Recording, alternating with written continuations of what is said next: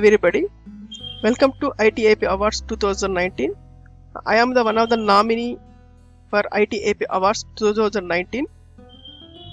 Myself, S. Ayusunil, working as Assistant Professor in the Department of ECE from School of Engineering and Technology, Sri Padmavati Mahila Vishwavidyalaya, Tirupati. First of all, I will thanks to ITAP for giving this opportunity for nominating the awards ITAP Awards 2019. First of all, I will give brief introduction about my biodata. I am pursuing PhD in wireless communications at Veltech Rangarajan Dr. Shakuntala R&D Institute of Technology and Science, Chennai. In the specialization wireless communications, I completed my MTech in the Department of ECE with a specialization of DECS in the year of 2010. I received a gold medal from Sri Venkaiah Naidu Garu, present Vice President of India, and I completed my BTech in the year of 2007 from ECE department at Kuppam Engineering College, Kuppam, with first class with distinction. I am having 8 years 6 months of teaching experience.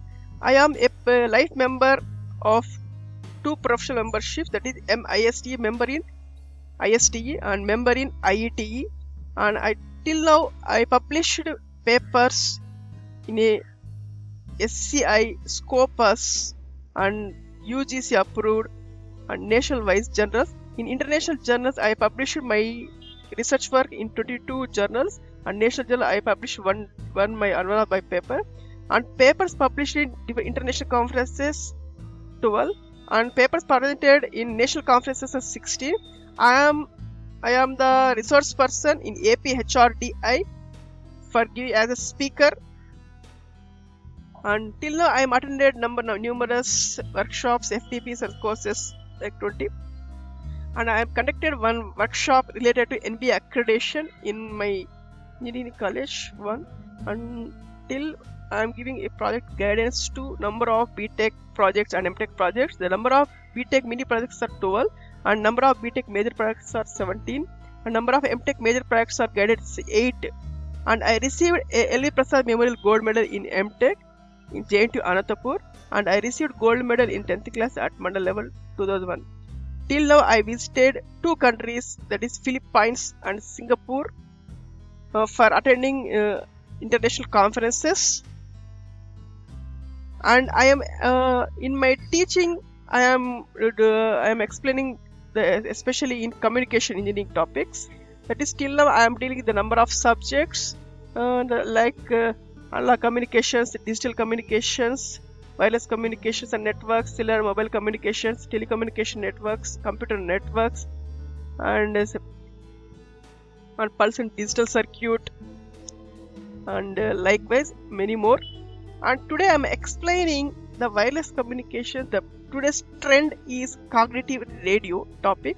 Especially I am using the way of explaining the topics in my class by using a traditional classroom, that is board and chalk piece. I am using traditionally, and present I am using also by adopting that ICT tools, that is by using PowerPoint presentations.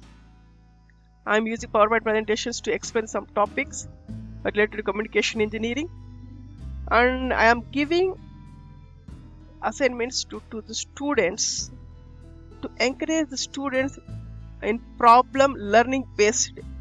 I am giving more problems for giving assignments to students for learning with theoretical part with respect to problematic part, and I am encouraging the students by explaining different ICT technologies. And now I have to go for the better idea about the wireless communications. In the wireless communication I am explaining cognitive radio. What is meant by cognitive radio? It is nothing but, here the other name for this cognitive radio is software defined radio, has been proposed to improve the utilization of wireless spectrum resources.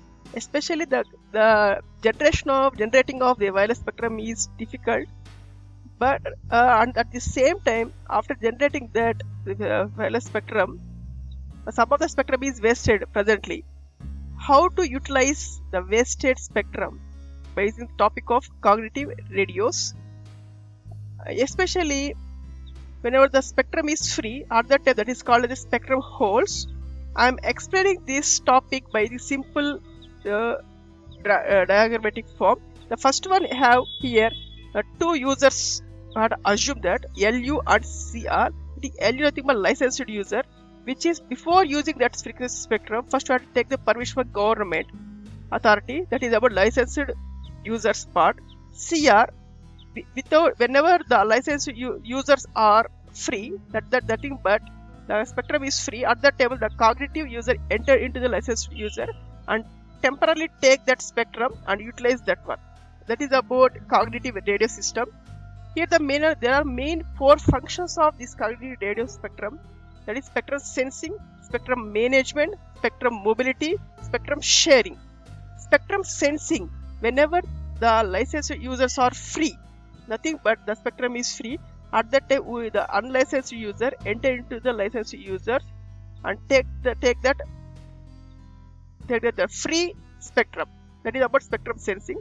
Spectrum management, whenever we have to find out that spectrum holds, then we have to go by using managing and take the permissions from the licensed part. And spectrum is mobility from licensed to unlicensed part. Third one is we have to share that spectrum. These are the four functions of cognitive radio. Here mainly the spectrum sensing and spectrum sharing, spectrum management, spectrum mobility, these four functions totally done by energy detection part. With energy only we have to sensing that the spectrum is free or not. Here there are different techniques is there for calculating this energy detection. One of the best methods is matched feature detection and feature detection. Here this is the Venn diagram for cognitive radio. It is other names called adaptive radios, otherwise it is called intelligent radios. Adaptive radio, cognitive radio and intelligent radio. Adaptive radio is a radio in which communication systems have a means of monitoring their own performance and modifying their operating parameters to improve this performance.